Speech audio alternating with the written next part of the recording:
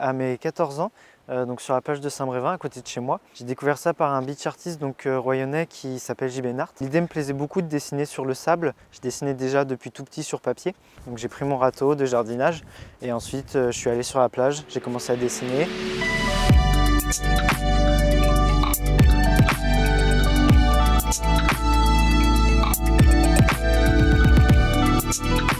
C'était des mandalas au début, puis après ça m'a amené à plus des animaux, parce que j'aime beaucoup ça.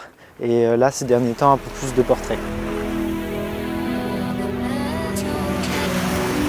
Quand c'est des formes géométriques, les proportions, je les fais un peu au feeling. Après, quand c'est donc un dessin, par exemple des animaux ou encore des portraits, là pour le coup, j'ai mon dessin en amont sur modèle. Et après, je me pars du principe que 1 cm est égal à un pas sur le sable. Donc je me repère un peu avec les pas et après, c'est de l'orientation au niveau du dessin. Ça va très loin. Oui, mais si c'est là que je me rends compte que malheureusement, je vous ai beaucoup moins bien réussi que le pauvre. Donc là pour aujourd'hui, une rosace que je vais réaliser. J'ai ma corde avec mon piquet. Quand je commence, je plante le piquet. Ensuite, je déroule la corde. J'ai accroché ma corde et là je vais commencer à faire le cercle. Comme ça. En fait c'est un compas géant. Hop. Voilà. Tous les 2 pas, je vais me mettre un petit repère. 1, 2. Et ensuite je vais replanter la corde et après je vais faire des cercles et ça va commencer à créer une rosace. Et puis ensuite je vais prendre le petit râteau, donc le fin, ce qui va me permettre de pouvoir faire des petits traits et de commencer à faire apparaître le dessin. Ce que je fais quand je vais dessiner, pour éviter qu'il y ait trop de traces de pas, j'évite de prendre des chaussures à crampons et du coup c'est des chaussures à semelle plate.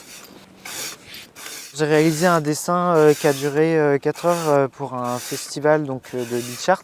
Je l'ai appelé l'homme nature parce qu'en fait tout autour de ce visage là il y a des feuilles, des papillons, etc. Et j'aimais beaucoup ce dessin là parce qu'il y a beaucoup de détails dedans. Quand je dessine, ça me met de 1 heure à 4 heures. Ça dépend de ma motivation, de la taille du dessin, du détail que j'y mets aussi.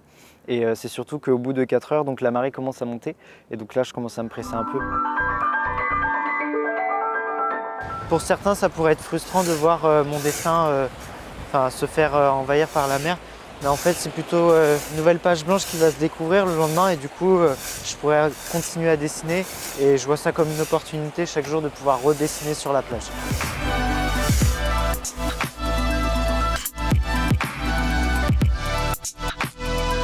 Depuis que j'ai commencé mes dessins, ça a beaucoup interpellé. J'ai eu la chance d'être un peu plus en plus suivi dans mon travail.